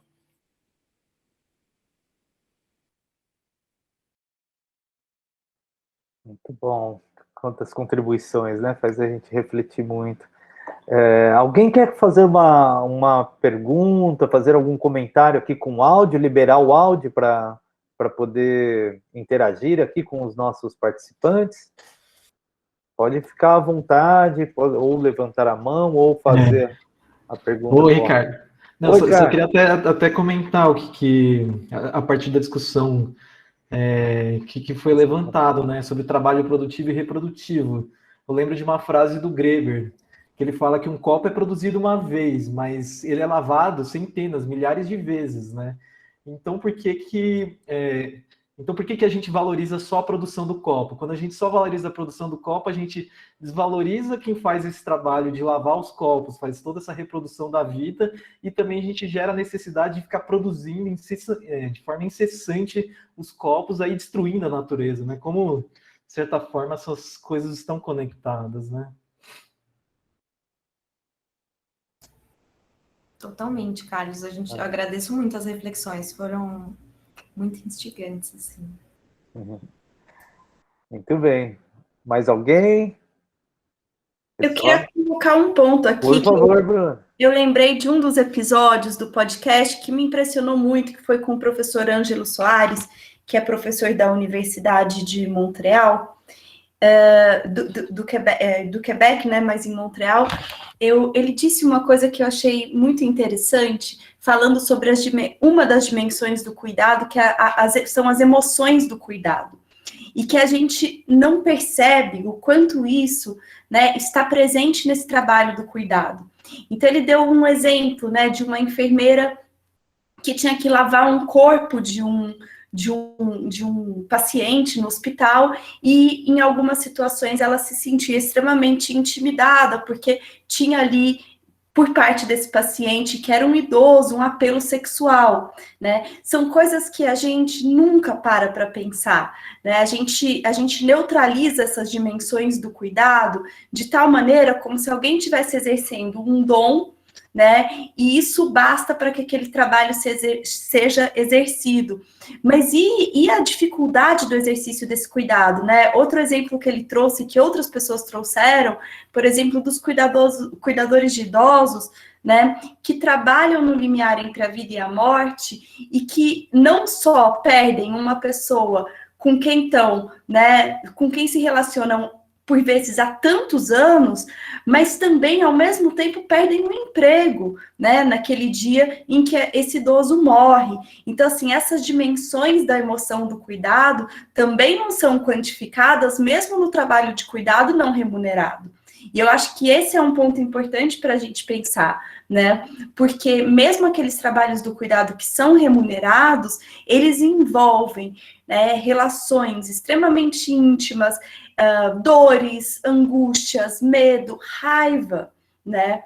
Que se forem verbalizadas, são mal vistas, porque quem cuida tem o dom do cuidado, né? É afetuoso, não pode sentir esse tipo de coisa, né? Então, acho que esse é um outro ponto que a gente não abordou na nossa fala, mas as emoções do cuidado é um tema muito importante para a gente pensar aqui, e eu acho que perpassa também muitas dessas falas da Cora Coralina, que é, né, uma mulher do seu tempo, como o professor Zisman colocou, né? Hoje eu estava procurando um poema dela para fechar minha fala, falei, ixi, Regina, não dá, né? Esse aqui não é possível, porque ela falava, mulheres, fiquem em casa, as creches não servem para nada, né? Cuidem dos seus filhos, esse é um dom que você tem. E assim, eu não posso, né, trazer isso aqui agora em 2021, né, completamente fora do tempo, né? Só se a gente adaptasse, falasse homens e mulheres, cuidem dos filhos, né? Teria todo um ajuste a fazer. Mas assim, sem ser anacrônica, sem correr o risco de ser anacrônica crítica, né? Ela é uma mulher de seu tempo, nascida no começo do século XX. Então a gente tem que situar. Mas ela falava, né, muito dessas dimensões, desse cuidado cotidiano que é muito pouco visto, né? As falas dela são falas sobre isso, do bolo que ela está fazendo para os filhos, né? Da espera que ela tem de quem está chegando do trabalho, né? Tudo isso tem a ver com essas dimensões. Só queria fazer essas colocações. Muito pertinentes, Bruna, muito bom. Só que me fez lembrar também essa questão do cuidado. Foi uma vez eu vi um documento de que o primeiro marco de civilidade do ser humano, né, foi quando um grupo de arqueólogos encontraram um fêmur curado, né? Então isso foi tão interessante, porque de fato ali não foi no fogo, não foi na roda, né? O ser social se deu quando ele foi cuidado e reconduzido à vida de novo, né? Então ali tem todo a civilidade está de fato no exercício do cuidar, né? Isso é muito importante. Eu fico uma pergunta aqui para vocês. A questão do cuidado em si, esse tratamento, tanto em posições políticas quanto dentro de objeto de pesquisa, seja na academia, seja no enfrentamento a essas questões, vocês, nessa trajetória, têm alguma experiência sobre resistências a este tema? Tanto, sabe, de ordem política, estamos aí discutindo, estamos percebendo isso tudo, mas também na academia sobre o tema, né? Essa é uma questão de reflexão com vocês. E com o Zisman, também eu ia perguntar uma coisa, quanto à questão dos ODS, aí para avançarmos nos ODS e tal, a sua perspectiva, né, desta experiência de tanto tempo como um ambientalista, se eu puder dizer, né, a sociedade civil, né, e o seu olhar está apropriada à sociedade civil? Você percebe frente a este desafio pela participação deles, ou ainda tem muito que percorrer? A gente está muito distante de um engajamento real das pessoas nesse processo, né? Acho que deixar aí para essas... Quer começar dessa vez, professor Zisman? Fica à vontade. Pode ser, vamos lá. Tá bom, trazer uma perspectiva então um pouco mais concreta aí do debate nos ODS, né? Os ODS são uma agenda coletiva, né? É uma agenda que vem sendo construída nos últimos 30 anos, desde a Agenda 21, na verdade, na Rio 92, que acho que é a primeira grande agenda internacional para valer mesmo, né? Construída aí no âmbito da diplomacia internacional. E é claro que as limitações de uma diplomacia internacional, que tem que contemplar diversos interesses de nações com regimes políticos, visões culturais completamente diferentes uma da outra, aqueles acordos são os acordos possíveis nesse âmbito, né? Então, as grandes diretrizes da Agenda 21 lá atrás, depois se transformam em objetivos do milênio, quando tem a virada do século, do ano 2000 para 2001, a Agenda 21 se transforma em Objetivos do Milênio, que em 2015 se transformam em Agenda 2030, os Objetivos do Desenvolvimento Sustentável. É o amadurecimento da mesma agenda, que é uma agenda positiva e proposta pelo coletivo das Nações Unidas, não pela ONU em si, mas para as pessoas que dialogaram, né, no âmbito internacional, sociedade civil, lideranças governamentais, que propuseram essa pauta. E o que é possível num acordo como esse, é uma pauta genérica, uma pauta de princípios bem amplos, e que precisa ser traduzida para todas as realidades locais. Então, para isso, nós precisamos fazer os ODS do Brasil, os ODS do Estado de São Paulo, os ODS da cidade de São Paulo, os ODS da cidade de São Caetano, os ODS da nossa família, os nossos próprios ODS. E aí que entra um pouco essa perspectiva, né? Porque são metas para a humanidade, e sendo humanidade, ela implica desde os diretores governamentais da escala planetária até o indivíduo, cada um de nós aqui nessas janelinhas, né? O quanto nós temos um papel a cumprir nessa agenda para que possamos alcançar as suas metas. Então, acho que a proposta do encontro de vocês que fala, né, tem que ser primeiro de dentro para fora, é isso, né? O quanto nós conhecemos e incorporamos essa agenda no âmbito pessoal, o quanto nós temos de responsabilidade em colaborar com essa agenda, sendo a partir de ações que nós mesmos fazemos, ou pelo menos nos âmbitos do debate, da profundidade com que nós dialogamos com a sociedade, onde nós temos interferência, onde temos poder de formação de opiniões, isso é fundamental para uma transformação maior. E aí a gente vai chegar lá na ONU e vai conseguir mudar o mundo de maneira mais ampla, né? Então, o ambientalismo sempre trabalhou nessa perspectiva, e nós que somos educadores ambientais, sempre trabalhamos com a pauta da educação ambiental crítica, que implica em formar um cidadão reflexivo, sensível, e que pode, primeiro, fazer a mudança em si mesmo, para depois dar o exemplo, e aí conseguir mudar o mundo. Você não pode mudar o mundo, pedir que as pessoas façam coisas que você mesmo não faça. Então, para que você possa fazer alguma diferença, você primeiro precisa ser o exemplo daquilo que você está dizendo. Então, aí que vai muito do trabalho individual, né, de cada cidadão, e do trabalho da educação ambiental como um todo. Então, eu penso que, claro que um sozinho não muda, nós todos aqui juntos não mudamos, mas também, se nós não estivermos nessa mudança, também não mudaremos. Então, começa por nós, e à medida que nós vamos unindo forças e constituindo uma rede com a mesma preocupação, com o mesmo objetivo, a gente consegue chegar lá. Eu tenho uma série de restrições aos objetivos do desenvolvimento sustentável, a própria redação com que esses ODS estão colocados. Eu mesmo fiz uma outra apresentação em outro evento, que era uma reescrita dos ODS a partir de uma perspectiva não do desenvolvimento sustentável, mas das sociedades sustentáveis, né? Então, por isso, só para dar um exemplo bem concreto, o ODS número 1, eu já até cantei a bola um pouco, né? Eu não escreveria combater a pobreza extrema, eu escreveria combater a riqueza extrema, porque nós temos 1% da humanidade com 70% da riqueza. É muito mais fácil você mudar a realidade de 1% do que dos outros 80% que estão na miséria. É muito mais simples você mexer no sistema e aí distribuir melhor essa renda desse 1%, para que nós possamos atacar aí sim, erradicar a pobreza. Então, agora, vai falar na ONU que você quer acabar com a riqueza extrema no mundo capitalista, globalizado, tudo isso que colocaram aqui, da mais-valia e tudo mais, né? Fica impossível. O que foi possível escrever foi combater, né, a pobreza extrema. Tá ok, mas eu trabalho na perspectiva quando estou dando aulas, ou fazendo palestras, ou atuando como gerador de opinião, eu vou direto, vou na veia, vou na jugular. Temos que combater a riqueza extrema. É lá que está o problema, né? E você vê que os bilionários do planeta, durante a pandemia, aumentaram a sua renda em 40%. Quer dizer, como é que pode uma crise sanitária internacional, mundial, né, do jeito que a gente assistiu, né, uma crise de sobrevivência da nossa espécie, os bilionários nesse período ficaram 40% mais bilionários, por conta das possibilidades que eles têm e que os mais pobres não têm. O quanto que a desigualdade aumenta numa situação de crise como essa. Então, a gente precisa repensar esse modelo mais amplo, mas, antes de tudo, temos que ter a consciência de que nós também temos um papel nisso. Pensando aqui no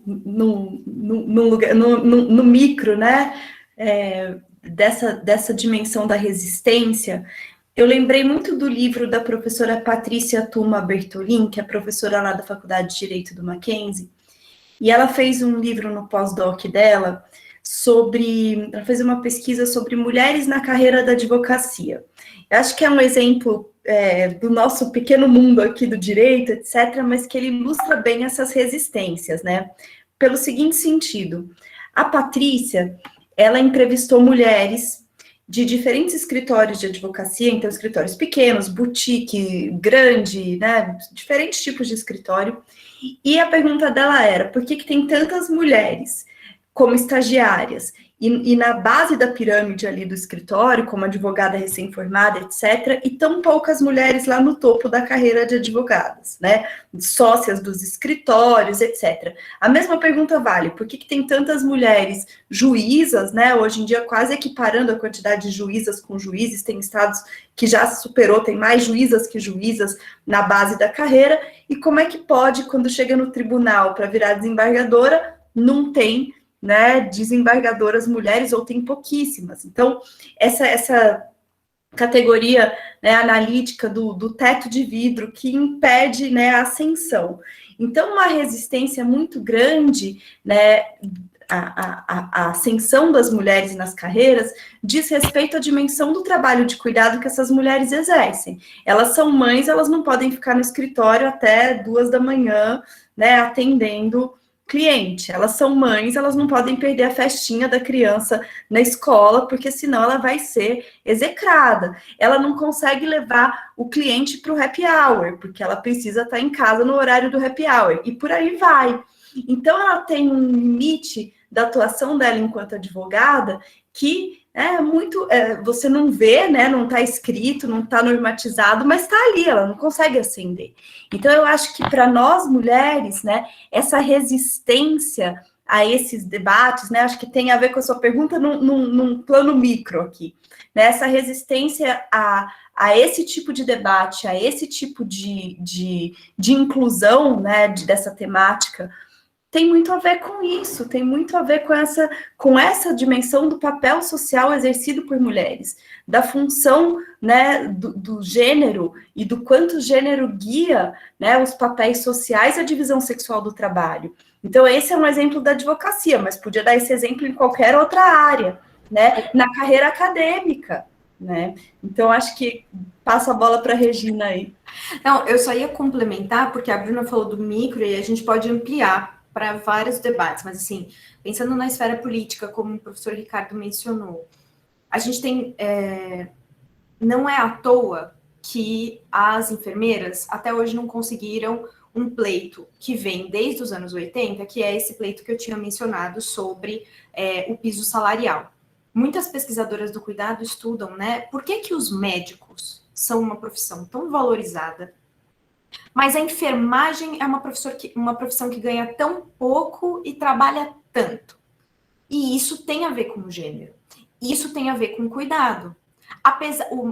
O médico é aquele ente que a gente enxerga o cuidado, aquele ente que a gente liga diretamente com, né, num estereótipo masculino, inclusive estereótipo masculino e branco, e são as profissões valorizadas. Enquanto enfermeiras, técnicas de enfermagem, as pessoas que limpam os hospitais, os maqueiros, todas essas pessoas ficam invisíveis numa cadeia de cuidado que depende muito mais delas, pessoas, em sua maioria mulheres, em sua maioria não brancas, do que do outro lado.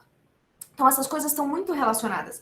Nos espaços legislativos de debate, né? Até hoje a gente não promulgou.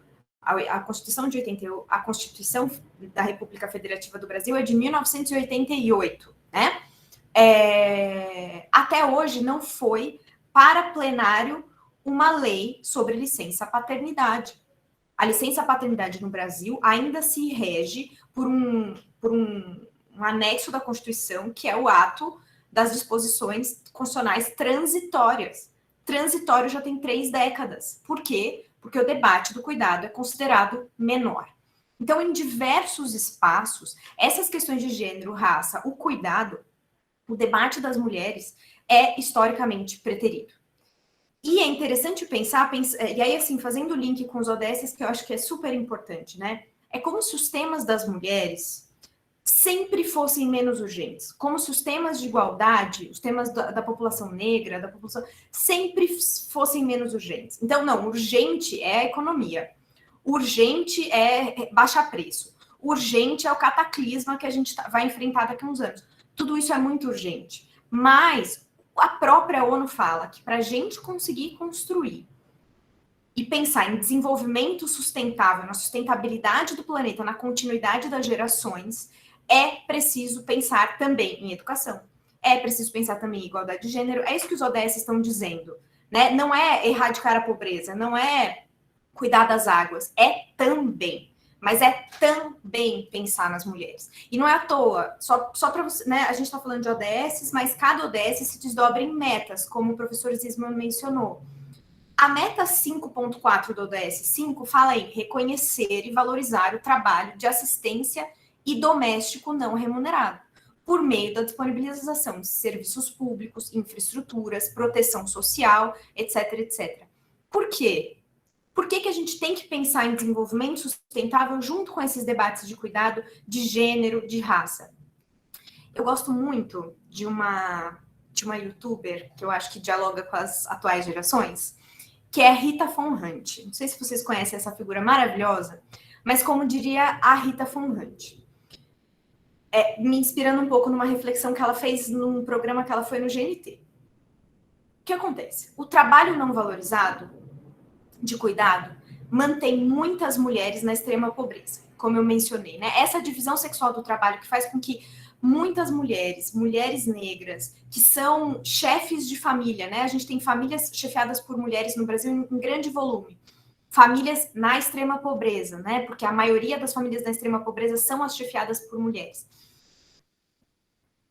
Essas mulheres precisam dedicar mais tempo de trabalho não remunerado para o cuidado, e tem menos tempo para o trabalho remunerado, menos tempo para se educarem, menos tempo para se formarem, menos tempo para um monte de coisa, porque elas estão conectadas ali com essa obrigação social do cuidado. Se essas mulheres estão na extrema pobreza, essas mulheres escolhem o que comer ou elas comem o que dá? Se elas comem o que dá, se essas famílias pobres comem o que dá quando tem, elas conseguem fazer escolhas sustentáveis para o planeta? A gente consegue mesmo fazer um debate sobre queremos comer a carne do desmatamento da Amazônia? Essas famílias, quando tem carne, estão felizes. Porque, de fato, as pessoas estão morrendo de desnutrição de novo no Brasil. Né? A gente voltou para os anos 90, para os anos 80. Então, se as pessoas não têm onde morar, não têm escolha, é culpa delas que elas moram num bairro sem saneamento básico? É culpa delas que a gente está poluindo os nossos rios, acabando com os nossos mangues? Não é. E aí a gente retoma, e eu concluo reforçando o que o professor Zisman falou, né? A gente precisa pensar nesses fossos de desigualdade, e esses fossos de desigualdade passam por debates de gênero, passam por debates de raça, passam por todos esses debates de território, enfim, que são todos muito importantes serem pensados em conjunto. Então, acho que os ODS são uma referência interessante, porque eles estão discutindo sustentabilidade e desenvolvimento, não no básico, mas entendendo como tudo está conectado, né? Como todas essas frentes precisam caminhar juntas, senão não caminharemos. É tão sério, né? Tão amplo tudo isso. Gente, mais alguma contribuição? Alguém quer fazer algum comentário? Senão a gente já passa aos nossos convidados, se tem algumas considerações finais, que queiram deixar alguma mensagem a mais de suas falas. Tudo bem? Alguém mais quer comentar? Tranquilo? Então, vou pedir para vocês, se vocês também se sentirem à vontade... tem aqui uma pessoa. Tainá, por favor, pode abrir o microfone. Boa noite a todos. Desculpa, eu estou sem câmera aqui no momento. Muito obrigada pela oportunidade aí desse diálogo. Agradeço a todos os professores, as professoras. Muito importante mesmo a gente discutir esses pontos nesse momento. E, na verdade, o que eu queria comentar, né, que eu gostei bastante, né, queria agradecer, e queria deixar também uma dica, eu coloquei aí, né, o Birman, né, eu sou da psicologia, né, não sei se tem mais alguém da psicologia aqui, mas o Birman, ele é um psicanalista, né, muito famoso, e ele trouxe no livro dele agora, foi lançado em janeiro agora de 2020, que chama O Trauma na Pandemia do Coronavírus. Então, as suas dimensões políticas, sociais econômicas, ecológicas, éticas e científicas. Então, ele faz um apanhado bem grande, assim, um nível macro, né, como as professoras estão falando. E ele vai tratando dessa questão política, né, do Brasil, da questão da volta ao mapa da fome, isso mesmo, professora Bruna, Joel Birman, isso mesmo. Então, é bem interessante, assim, para ver realmente como ele aborda da perspectiva psicanalítica, claro, mas como foi um trauma, né, assim, na visão da psicanálise, como foi um trauma, todo esse processo a nível global que a gente viveu, né, a nível aqui nacional. Então, ele vai trazendo esse apanhado com várias referências, com muita coisa bacana aí para a gente pensar também, né, nesses diferentes contextos aí que a gente viveu, né? Então, é bem bacana, queria deixar aí para o pessoal, Joel Birman, O Trauma na Pandemia do Coronavírus. Bem bacana, pessoal. Obrigada, uma boa noite a todos, viu? Bacana, Tainá. Obrigado você pela contribuição. Muito bom. Então, se não há mais considerações, passo se os nossos convidados querem fazer qualquer outra consideração. Fiquem à vontade. Eu acho que eu só queria agradecer a oportunidade, né? Tanta coisa para falar, né? A gente poderia ter puxado aí por vários caminhos diferentes, né? É um tema bastante complexo, importante, todos esses que nós apresentamos aqui.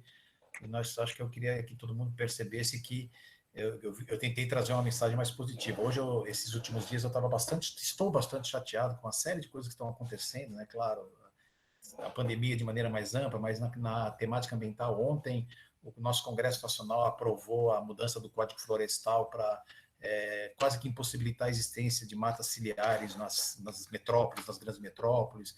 Alguns dias atrás, o PL da grilagem na Amazônia, os índios estão acampados lá em Brasília, tentando reivindicar o seu direito de terra, enfim, tanta coisa ruim acontecendo simultaneamente, fogo queimando, está caindo fuligem aqui, onde eu estou falando para vocês, por causa de um incêndio em Barueri hoje, enfim, está tudo esquisito, né?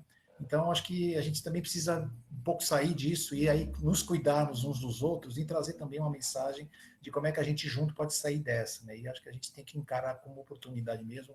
Eu procurei trazer para mim mesmo essa mensagem, como a mudança tem que ser de dentro para fora. Eu falei, não, hoje eu vou chegar lá otimista, eu quero me mostrar otimista, para esse também, se eu chegar do jeito que eu estou sentindo mesmo, eu vou deixar todo mundo chorando e para baixo, a coisa vai ser ruim. Então, vamos tentar dar um up na nossa vida aí, e a colaboração, o apoio, as boas mensagens, a poesia, a arte, o cuidado, tudo tem a ver. Então, a gente precisa, todos juntos aí, passar por essa. Vamos embora. Bom, queria deixar aqui o convite para que todo mundo ouça nosso podcast, Cuidar Verbo Coletivo, tá no Spotify, em outras plataformas também. A gente também... A Regina colocou aqui no início da nossa apresentação o nosso livro, mas acho que a gente pode até colocar novamente para quem chegou atrasado. A gente transformou o podcast em livro, então transcreveu as entrevistas e, enfim, tem um prefácio, uma introdução explicando todo o contexto do podcast. Então, recém-saidíssimo do forno, o dia que a gente conversou com o Carlos para agendar essa nossa participação aqui, era o dia que o livro estava indo para a gráfica. Então, mas está online também, gratuito, convidar todo mundo a ouvir, e a gente se coloca muito à disposição para continuar esse diálogo. Parabenizo muito a iniciativa de vocês terem juntado, né, um tema duro com a beleza da poesia. Acho que é importante mesmo. A gente fez isso no podcast, em alguns momentos a gente se inspirou em músicas do Belchior, numa música linda do Tigana Santana, para o nome do nosso episódio, então a gente também transitou um pouco por aí. Então, passo a palavra à professora Regina e agradeço imensamente e convido vocês mais uma vez a serem ouvintes do Cuidar Verbo Coletivo. Obrigada. Obrigada, professora Bruna. Eu também tenho só agradecimentos. A pauta do cuidado, acho que é a pauta mais cara e muito cara para nós.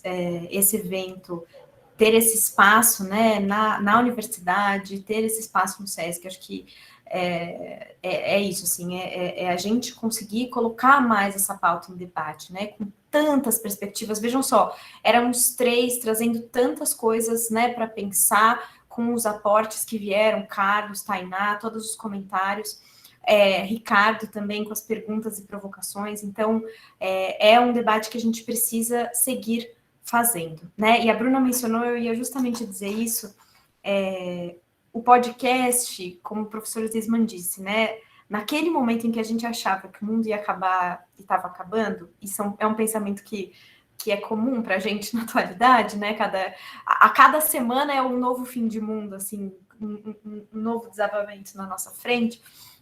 O podcast foi nos inspirando porque a gente vai encontrando muita gente boa no caminho, né? A gente vai encontrando muita gente disposta e gente com história que está fazendo essa luta há muitos anos, né? Acho que então a gente se lembrar disso, né? Se lembrar justamente da nossa interdependência e pensar nessa cidadania global, talvez se a gente puder pensar em alguma coisa, fortalece, né? E a Bruna disse, a poesia traz essa luz, como vocês fizeram aqui com a Cora. A gente, nosso penúltimo episódio chama Cuidar e Mudar as Coisas, né? Para que a gente consiga pensar no cuidado como essa chave, talvez virar a chave de uma economia tradicional para uma economia do cuidado, talvez, né? Isso é uma proposta de algumas estudiosas, que o cuidado esteja em primeiro lugar e não o lucro. E o último episódio chama Hora de Repartir, porque a gente está nesse momento, né? Quando a vida para de dar, é hora de repartir. Eu acho que o planeta parou de dar. Então a gente precisa aprender a repartir urgentemente o que a gente ainda tem de laços, o que a gente ainda tem de afetos, o que a gente ainda tem de ambiente. É isso, obrigada. Agradecemos a todos aqui, a todas vocês. Que cuidado com o cuidado, Bruna e Regina. Muito bacana, muito bonito ter essa oportunidade de ter acesso ao trabalho de vocês, né? Parabéns. Professor Zisman, também, né? Que cuidado e que sensibilidade por trazer aí os ODS na poesia. Foi muito bonito o que você nos proporcionou aqui também. Tá? Então, em nome da universidade, eu quero agradecer mais uma vez ao Sesc São Caetano pela oportunidade da parceria, né, em nome aqui do Carlos, ao Instituto Ideia, Cultura e Pesquisa, em nome do Pedro, que está aqui junto com a gente também. Peço à nossa amiga Jane, que é da comissão organizadora, para que possa subir aí também o formulário para os nossos estudantes registrarem a presença.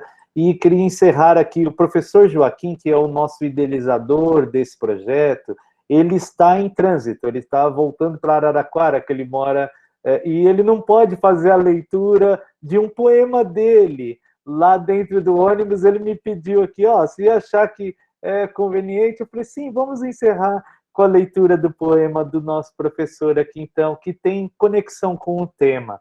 Vou tentar recitá-lo, tá? Não tenho essa propriedade, mas vamos lá. E se fosse toda a natureza humana? O homem, a lagarta, as margaridas. A vida pede cuidados e pede morte. Jabuticabeira, se aguada, frutifica, bananeira, rejuvenesce só no corte.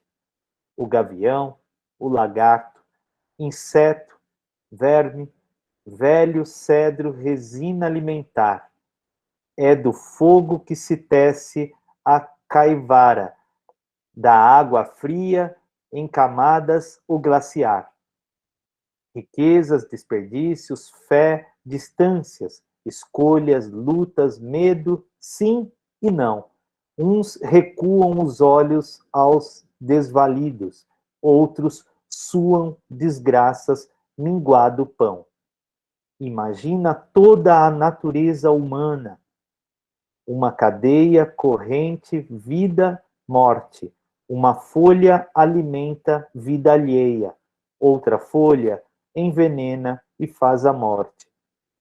Então, contemplo aqui com vocês e compartilho o poema do nosso professor Joaquim, que segue aí na sua viagem, né, ao interior de São Paulo. Amigos, muito obrigado por todos, pela presença, por participarem deste evento tão bonito, tão bacana, A gente está muito contente. Bruna, Regina, Zisman, Carlos, Pedro, todos os que estão aqui, nossos estudantes, obrigado pela participação de todos vocês, tá? É sempre uma honra. Espero que no nosso próximo episódio, aí, as nossas próximas edições, possamos contar novamente com a participação de vocês, né? E fica o convite para amanhã. Amanhã nós temos um seminário que encerra essas atividades, a 11ª edição do seminário Universidade, Cultura e Sociedade, que traremos escritoras para dialogar a obra, o impacto da obra da Cora Coralina aí na literatura, tá bom? Obrigado, gente. Uma boa noite para todos. Valeu, foi muito bom. Obrigada. Boa noite. Tchau, tchau. Obrigada. Obrigado. Parabéns, Bruna. Parabéns, Regina. Obrigada.